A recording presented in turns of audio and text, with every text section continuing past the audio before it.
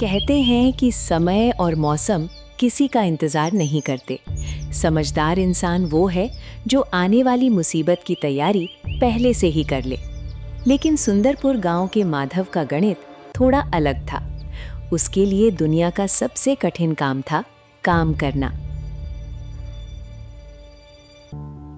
अरे ओ सुंदरपुर के राजा, अब अपनी आंखें खोलोगे या पूरा दिन इसी खाट पर गुजारने का इरादा है? सूरज सिर पर आ गया है। पड़ोस के सुखिया भाई को देखो, सुबह 4 बजे से उठकर अपने घर की छत पर नई खपरेल चढ़ा रहे हैं, और एक तुम हो जिसे घर गृहस्थी की कोई चिंता ही नहीं है। अरे कमला, तुम सुबह सुबह ही अपना ये लाउडस्पीकर चालू कर देती हो। अरे उस सुखिया को अपनी छत चमकाने दो, वो ठहरा बेचैन आदमी। मेरी इस खाट में जो आनंद है वो उस तपती धूप में छत पर चढ़ने में कहाँ। और वैसे भी इतनी बढ़िया धूप खिली है, तुम खामखा अपनी बीपी बढ़ा रही हो। अरे जरा अपनी मुंडी ऊपर उठाकर देखो उस छत की छेद को। पिछली बार जब हल्की सी बारिश हुई थी तो रसोई में रखी बर्तन तैरने लगी थी। इस बार अगर सावन की झड़ी लग गई तो ये मिट्टी का घर ढहने दे जरा भी देर नहीं लगेगी। मैं अकेली औरत कितना संभालूं? खेत का काम भी देखूं, घर का चूल्हा चौका भी करूं, और अब छत भी मैं ही बांधूं क्या? कमला, तुम ना बात की गहराई को नहीं समझती हो। हमारे बुजुर्ग कह गए हैं, चिंता चिता समान है, जब बारिश आएगी तब की तब देखी जाएगी। अभी से क्यों अपनी अनमोल ऊर्जा बर्बाद करना। कल रात जब अनाज की बोरी चूहे काट रहे थे तब भी तुम यही कह रहे थे कि चूहों का भी पेट होता है। तुम साफ साफ क्यों नहीं कहते कि तुम्हें सिर्फ मुफ्त की रोटियां तोड़ना पसंद है? पूरे गांव में थू थू होती है तुम्हारी कामचोरी पर। देखो कमला, मैं कामचोर नहीं हूँ, मैं बस सही वक्त का इंतजार करने वाला इंसान हूँ। और वैसे भी आज मेरी पीठ में सुबह से ही बड़ा भयंकर दर्द है। अब ऐसे दर्द में अगर मैं छत पर चढ़ा और मेरा पैर फिसल गया तो बताओ, तुम्हारा ये सीधा साधा पति बिस्तर पर आ गया तो तुम्हें अच्छा लगेगा? नहीं ना। तुम्हारा ये दर्द सिर्फ तभी क्यों होता है जब घर का कोई काम करना हो? खाना खाते समय तो तुम्हारी पीठ में कभी दर्द नहीं होता। तब तो 4-4 रोटियां ऐसे गायब होती हैं जैसे गधे के सिर से सींग। सुनो, मैं आखिरी बार कह रही हूँ, मुखिया जी के घर से बांस और खपरेल ले आओ और आज शाम से पहले छत का काम शुरू करो, वरना आज रात का खाना तुम्हें नहीं मिलने वाला। अरे कमला, जब पेट में अन्न ही नहीं जाएगा तो पेट का दर्द और बढ़ जाएगा। खैर, मैं थोड़ी देर आंखें मूंद कर ईश्वर का ध्यान करता हूँ, शायद दर्द ठीक हो जाए। माधव फिर से बेफिक्र होकर सो गया। एक दोपहर माधव गांव के चौपाल पर बैठा है। आओ आओ सुखिया भाई, बैठो। अरे क्यों इस चिलचिलाती धूप में गधे की तरह काम कर रहे हो? जरा थकावट तो मिटाओ। भगवान ने ये अनमोल शरीर मेहनत करके गलाने के लिए नहीं दिया है, थोड़ा चैन से जीना सीखो। अरे माधव भैया, अपनी ये मुफ्त की सलाह अपने पास ही रखो। तुम्हारे पास तो पुरखों की छोड़ी हुई जमीन है तो तुम खटिया तोड़ रहे हो। हमारे पुरखों ने तो हमारे लिए कुछ भी नहीं छोड़ा, तो हमें तो मेहनत करनी ही पड़ेगी। और सुनो, सुबह भाभी पूरे गांव के सामने तुम पर चिल्ला रही थी। उस टूटी छत का कुछ किया या बस यहाँ मुझे ज्ञान बांटने आ गए? अरे सुखिया भाई, औरतों का तो काम ही है 24 घंटे चिल्लाना, उनकी बातों को दिल से नहीं लगाया करते। रही बात छत की, तो मैंने साफ कह दिया है कि जब तक आसमान से पानी गिरेगा नहीं तब तक ये कैसे पता चलेगा कि छत पर छेद असली में है या नहीं। बिना जांच किए छत पर हाथ लगाना सरासर मूर्खता है। माधव, बंद कर अपनी ये बकवास। तेरी ऐसी बातें सुनकर मेरा खून उबलने लगता है। अरे नालायक, सुखिया बिल्कुल ठीक कह रहा है। जो इंसान धूप रहते अपने घर की मरम्मत नहीं करता, बारिश में उसका घर तिनके की तरह बह जाता है। पूरे गांव के लड़के खेतों में पसीना बहा रहे हैं और तू यहां बैठकर आलस का पाठ पढ़ा रहा है। शर्म नहीं आती तुझे? अरे मुखिया जी, आप तो खामखा गुस्सा हो रहे हैं। मेरा गणित सीधा है, जो ज्यादा काम करते हैं वो जल्दी बूढ़े होते हैं। असली समझदारी तो काम को तब तक टालने में है जब तक कि उसकी जरूरत ही खत्म ना हो जाए। अब मान लीजिए इस बार सावन में बारिश हुई ही नहीं तो मेरी मेहनत बच गई ना। इसे कहते हैं आम के आम गुठलियों के दाम। वाह माधव भैया, तुम्हारी इस खोखली बुद्धि को तो दंडवत प्रणाम है।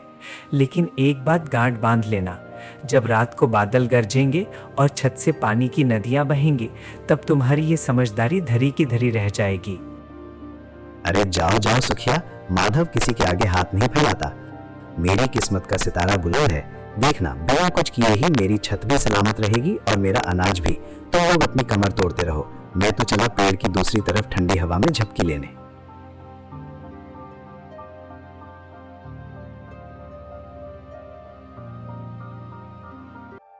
चौपाल से लौटकर माधव फिर से बेफिक्र होकर सो गया। अरे माधव, जरा अपनी ये सुस्ती छोड़ो और आसमान की तरफ देखो। काले कपासी बादल घिर आए हैं। हवा का रुख बता रहा है कि आज ऐसी वैसी नहीं बल्कि प्रलय वाली बारिश होगी। अरे कमला, तुम बिना जरा से बादल देखकर ऐसे कांपने लगती हो जैसे बकरे के सामने कसाई आ गया हो। ये सावन के शुरुआती बादल हैं, सिर्फ गरजते हैं, बरसते नहीं। हवा तेज है, ये सारे बादलों को उड़ाकर पड़ोस के गांव की तरफ ले जाएगी। तुम खामखा अपनी जान सुखा रही हो। तुम्हारी ये अक्ल घुटने में है क्या? जरा कान खोल कर सुनो। वो बादलों की गड़गड़ाहट सुनाई दे रही है तुम्हें? बाहर जो सूखा अनाज और उपले रखे हैं, कम से कम उन्हें तो उठाकर अंदर रख दो। अगर वो भी भीग गए तो कल घर में चूल्हा तक नहीं जलेगा। अरे बाबा, ठहर तो सही, अभी तो बादल सिर्फ मंडरा रहे हैं। जब पहली बूंद टपकेगी तब मैं एक ही झटके में सारा सामान अंदर कर दूंगा।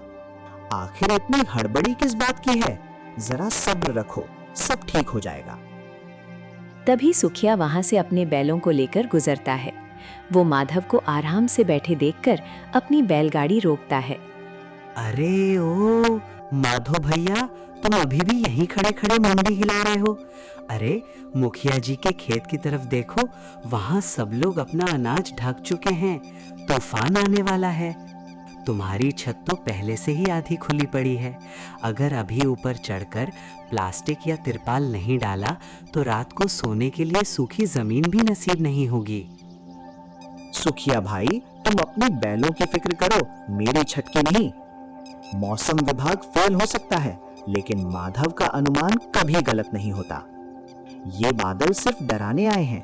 तुम लोग तो बस डर के मारे चूहे की तरह बिलों में छुपने के लिए भाग रहे हो। जाओ अपना काम करो, मुझे मत सिखाओ। सुखिया भाई, इनके सिर पर तो विनाशकाले विपरीत बुद्धि सवार है।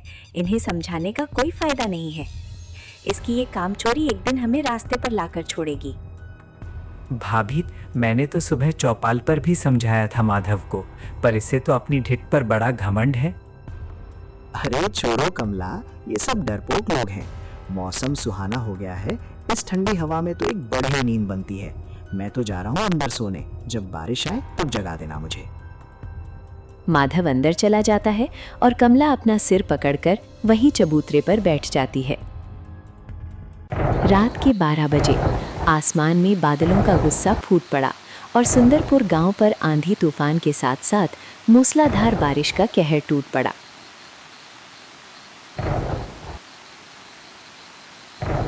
माधव, जरा अपनी आंखें खोलो और देखो, रसोई में पानी घुटनों तक भर गया है। सारा अनाज पानी में तैर रहा है। मैंने कई बार तुम्हें कहा था कि छत बांध लो, पर तुम्हें तो अपने आराम से फुर्सत ही नहीं मिला। अब भुगतो। अरे कमला, चिल्लाने से क्या पानी रुक जाएगा? मुझे क्या पता था कि ये बादल इतने सगे निकलेंगे और सीधे हमारे ही घर पर बरस जाएंगे। तुम चिल्लाना बंद करो और घर के जितने थाली, लोटे, कटोरियां हैं सब ले आओ। जहाँ जहाँ पानी टपक रहा है वहाँ वहाँ बर्तन रख दो। अरे ओ अक्ल के दुश्मन, घर के सारे बर्तन तो पहले ही भर चुके हैं। अब क्या अपने सिर पर परात रखकर खड़ी रहूं? वो देखो, उस कोने में जो हमारी साल भर के राशन की बोरी रखी थी, वो पूरी तरह भीगकर बर्बाद हो चुकी है। कल सुबह हम खाएंगे क्या, मिट्टी या ये बारिश का पानी? तुम्हारी इस कामचोरी ने आज हमें दाने दाने के लिए मोहताज कर दिया। मुझे माफ कर दो कमला, लेकिन इस वक्त ताने मारने का नहीं बल्कि दिमाग से काम लेने का है। जो भीग गया सो भीग गया, कम से कम जो बचा है उसे तो बचाएं। एक काम करो, तुम उस कोने में बैठ जाओ, वहाँ पानी थोड़ा कम टपक रहा है। मैं इस बाल्टी से पानी बाहर फेंकने की कोशिश करता हूँ। जब तुम्हें सुखिया भाई चेतावनी दे रहे थे, तब तो तुम बड़े सुरमा बन रहे थे कि माधव का अनुमान कभी गलत नहीं होता। अब कहाँ गई तुम्हारी वो बड़ी बड़ी बातें? कमला, मुझे सच में अंदाज़ा नहीं था, मैं बहुत बड़ी गलती कर बैठा। लेकिन इस वक्त गुस्सा करने से कुछ नहीं होगा। हवा बहुत तेज़ चल रही है, मुझे डर है कि कहीं ये पूरी छत ही नीचे न गिर जाए। हमें तुरंत यहाँ से निकलना होगा, वरना कोई बड़ी अनहोनी हो सकती है। अब जाओगे कहाँ? इस कड़कती बिजली में हम कहाँ जाएंगे? इतनी बारिश में हमें कौन ही सहारा देगा? कमला के आंसू और बारिश का पानी माधव के आत्मसम्मान को बहा ले जा रहे थे।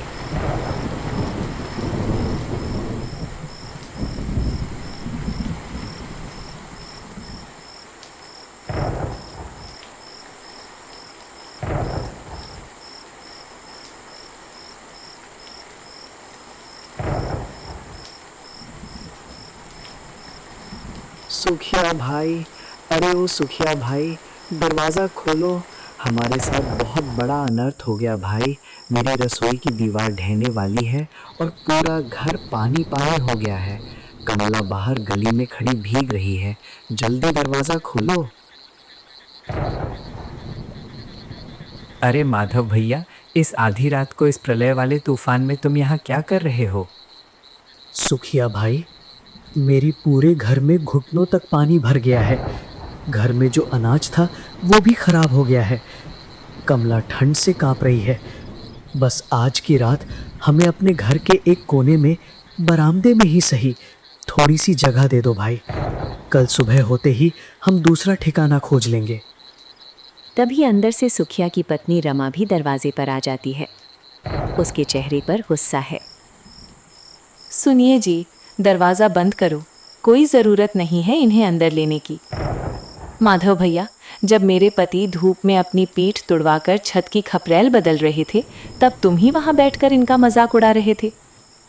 तुम्हारी पत्नी कमला ने तुमसे कहा था कि घर की मरम्मत करवा लो, पर तुम्हें तो खटिया तोड़ने से फुर्सत नहीं थी। आज जब मुसीबत पड़ी तो पड़ोसियों की याद आ गई। भाभी जी, मुझसे बहुत बड़ी गलती हो गई। मैं आलस के चक्कर में अंधा हो गया था। मेरी गलती की सज़ा बेचारी कमला को मत दो।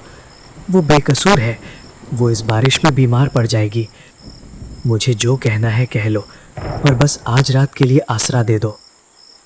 माधव, अगर आज मैंने तुम्हें अपने घर में पनाह दे दी तो तुम जिंदगी में कभी मेहनत क्या होती है ये नहीं जान पाओगे। जो इंसान सुख के दिनों में सोता रहता है, उसे दुख के दिनों में जागकर अकेले ही रास्ता ढूंढना पड़ता है। जाओ, मेरे घर में तुम्हारे लिए कोई जगह नहीं है। सुखिया भाई, तुम इतने निष्ठुर हो जाओगे, मैंने अपने सपने में भी नहीं सोचा था। एक पड़ोसी ही दूसरे पड़ोसी के काम नहीं आएगा तो कौन आएगा? पड़ोसी इंसान के काम आता है। बैल की तरह सोकर अपना घर उजाड़ने वाले कामचोर के काम नहीं। जाओ और जाकर देखो कि तुम्हारी उस लापरवाही ने आज तुम्हारा और क्या क्या तबाह कर दिया है।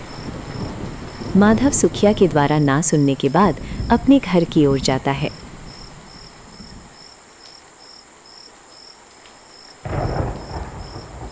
जब वो अपने घर पहुंचा तो वहां देखता है कि उसकी गाय, जिसका नाम गौरी है, वो छप्पर के नीचे दब गई है। हे भगवान, ये क्या हो गया? कमला, हमारी गौरी की ये हालत कैसे हुई? ये छप्पर ऐसे गिर गया? अभी भी पूछ रहे हो कैसे गिर गया? अपनी इन अंधी आंखों से देखो। पिछले 3 महीनों से मैं कह रही थी कि बाड़े के इस खंबे को दीमक खा चुकी है, नया बांस लाकर इसे सहारा दे दो। लेकिन तुम्हें तो बस अपनी नींद और आराम से मतलब है। आज तुम्हारी उसी सुस्ती की वजह से मेरी लक्ष्मी जैसी बेजुबान गाय इस मलबे के नीचे दबी पड़ी है। गौरी, मेरे बच्ची, मुझे माफ कर दे। कमला, रोना बंद करो। रोने से ये मलबा नहीं हटेगा। ज़रा इधर आओ और इस छप्पर को उठाने में मेरी मदद करो। गौरी का पैर इसके नीचे ही दबा हुआ है। ठीक है, चलो, मैं तुम्हारी मदद करती हूँ। घर को तो नहीं, पर इस बेजुबान को तो बचा सकते हैं। माधव और कमला मिलकर उस भारी छप्पर को हटाते हैं और गौरी की जान बच जाती है। हमारी गौरी बच गई। कमला देखो, इसे ज़्यादा गहरी चोट नहीं आई है। हाँ, गौरी तो बच गई, लेकिन आज तुम्हारी इंसानियत और मर्दानगी हार गई। ज़रा सोचो, अगर आज सुखिया भाई ने हमारी मदद कर दी होती तो तुम अभी भी छत के नीचे सो रहे होते, और यहाँ हमारी गौरी इस मलबे के नीचे दम तोड़ चुकी होती। अपने इस काम चोरी की सज़ा आज तुमने खुद को नहीं, बल्कि इस बेजुबान जानवर और अपनी पत्नी को दी है। तुम्हें अपने आप पर शर्मानी चाहिए। तुम सही कह रही हो कमला। मुझे अपनी ज़िंदगी का सबसे बड़ा और कड़ा सबक मिल गया है। मेरी इस कामचोरी ने आज मेरा घर उजाड़ दिया, मेरी पत्नी को रास्ते पर ला दिया और मेरी गाय की जान खतरे में डाल दी। मैं तुम्हारी कसम खाता हूँ, आज के बाद तुम मुझे कभी खाली बैठा नहीं देखोगी। रात का भयानक तूफान थम चुका था और सूरज की पहली किरण सुंदरपुर गांव पर पड़ रही थी। माधव बेघर होकर अपनी पत्नी और गाय के साथ पंचायत भवन के पास खड़े हैं। कमला, तुम यहीं पंचायत भवन के बरामदे में बैठो और गौरी की रस्सी को इस खंबे से बांध दो। मैं एक बार फिर अपने घर की तरफ जाकर देखता हूँ कि अंदर कुछ बचा भी है या सब कुछ पूरी तरह खत्म हो गया। अब वहां जाकर देखने के लिए बचा ही क्या है? हमारा पूरा घर मिट्टी का ढेर बन चुका होगा और साल भर का राशन जो मैंने पाई पाई बचा के इकट्ठा किया था वो अब सड़ चुका होगा। पूरे गांव के लोग अपने अपने घरों से बाहर निकलकर हमें देख रहे हैं। मुझे अपनी गरीबी से ज्यादा इस बात की शर्म आ रही है कि आज हम अपने ही गांव के सामने बेघर हो गए हैं। तुम सही कह रही हो कमला, गांव का हर एक इंसान हमारी तरफ ही देख रहा है। उनकी नजरें मुझे तीर की तरह सीधे चुभ रही हैं। मुझे अपनी जिंदगी में आज तक इतनी शर्मिंदगी कभी महसूस नहीं हुई। मैंने अपनी इस काम चोरी के कारण तुम्हें और खुद को इस हाल में ला खड़ा किया है कि अब किसी से आंख मिलाने की हिम्मत नहीं बची है। तभी वहां से गांव के मुखिया जी गुजरते हैं और माधव को बरामदे में बैठा देखकर रुक जाते हैं। तो माधव, आखिरकार तुम्हारी किस्मत का वो बुलंद सितारा डूब ही गया। अब बताओ, आसमान ने तो अपनी जांच पूरी कर दी। अब बताओ, तुम्हारी अकल के बंद दरवाजे खुले या अभी भी कोई नया बहाना बाकी है? तुम्हारी काम चोरी ने आज तुम्हारे पूरे परिवार को सड़क पर लाकर खड़ा कर दिया है। मुखिया जी, आप मुझे जितना चाहे डांट लें, मैं एक शब्द भी नहीं बोलूंगा। मुझे अपनी गलती का पूरा एहसास हो चुका है और इस सुबह ने मेरी आंखें पूरी तरह से खोल दी है। मैंने समय की कदर नहीं की, इसीलिए आज मैं बेघर हो गया हूँ। माधव को आत्मग्लानि होती है और मुखिया के ताने उसकी आत्मा को छलनी कर रहे थे। पंचायत भवन के मैदान में गांव के लोग जुटने लगे थे। माधव, तुम यहाँ बैठकर जो आंसू बहा रहे हो, इनसे तुम्हारा गिरा हुआ घर फिर से खड़ा नहीं होगा और ना ही सड़ा हुआ अनाज वापस खाने लायक बनेगा। कल तक तुम बड़े दार्शनिक बन रहे थे कि चिंता चिता समान है और काम को टालना ही असली समझदारी है। अब बताओ, तुम्हारी उस समझदारी ने तुम्हें क्या दिया? तुम सुंदरपुर गांव के सबसे गैर जिम्मेदार और आलसी आदमी हो। मुखिया जी, मैं अपनी हर एक भूल को स्वीकार करता हूँ। मुझे चौपाल पर कही अपनी हर एक बात पर पछतावा है। सुखिया और आप कल बिल्कुल ठीक कह रहे थे। मुझे अपने छत की मरम्मत पहले ही कर लेनी चाहिए थी। मेरी आंखों पर आलस का ऐसा पर्दा पड़ा था कि मुझे अपनी पत्नी की लाचारी और आने वाली मुसीबत का अंदाजा ही नहीं हुआ। मुझे इस दलदल से बाहर निकलने का कोई रास्ता सुझाइए मुखिया जी। मुखिया जी, अब इसके रोने धोने का कोई फायदा नहीं है। जब तक हमारे सिर पर छत थी तब तक इन्हें अपनी मर्दानगी का बड़ा घमंड था। आज जब आसमान ने हमारी औकात दिखा दी तब ये आपके सामने हाथ जोड़ रहे हैं। अगर ये पहले ही आपकी और सुखिया भाई की बात मान लेते तो आज हमें इस पंचायत भवन के बरामदे में बैठकर गांव भर की थू-थू नहीं झेलनी पड़ती। कमला, तुम धीरज रखो। माधव, अगर तुम सच में अपनी इस शर्मिंदगी को धोना चाहते हो तो मेरी एक बात कान खुलकर सुन लो। इस गांव में आज तक किसी भी कामचोर को मुफ्त की मदद या भीख नहीं मिली है और ना ही मिलेगी। तुम अगर ये सोच रहे हो कि गांव वाले मिलकर तुम्हारा घर मुफ्त में बना देंगे तो ये भूल जाओ। तुम्हें खुद अपने हाथों से मिट्टी उठानी होगी, खुद कुदाल चलानी होगी और पसीना बहाना होगा। जब तुम्हारी पीठ धूप में तपेगी और हाथों में छाले पड़ेंगे तब तुम्हें समझ आएगा कि सुखिया और इस गांव के बाकी किसान रोज कितनी कड़ाके की मेहनत करते हैं। मुखिया जी, मैं किसी से एक पैसे की भीख या मुफ्त की मदद नहीं मांगूंगा। मैं आज और इसी वक्त से अपने टूटे हुए घर को खुद बनाऊंगा। मैं खुद मिट्टी खोदूंगा, खुद खंबे गाड़ूंगा और जब तक मेरा घर पहले से ज्यादा मजबूत नहीं बन जाता मैं चैन की सांस नहीं लूंगा। मुखिया जी के कड़े शब्दों ने माधव के भीतर सोए हुए स्वाभिमान को जगा दिया था। अब माधव बहानों की दुनिया से निकलकर हकीकत में पसीना बहाने के लिए पूरी तरह तैयार था। माधव अब बदल चुका था। मुखिया जी की बातें उसके दिल में तीर की तरह चुभी थीं। वो बिना समय गंवाए फावड़ा और कुदाल उठाकर अपने ढहे हुए घर की तरफ बढ़ गया।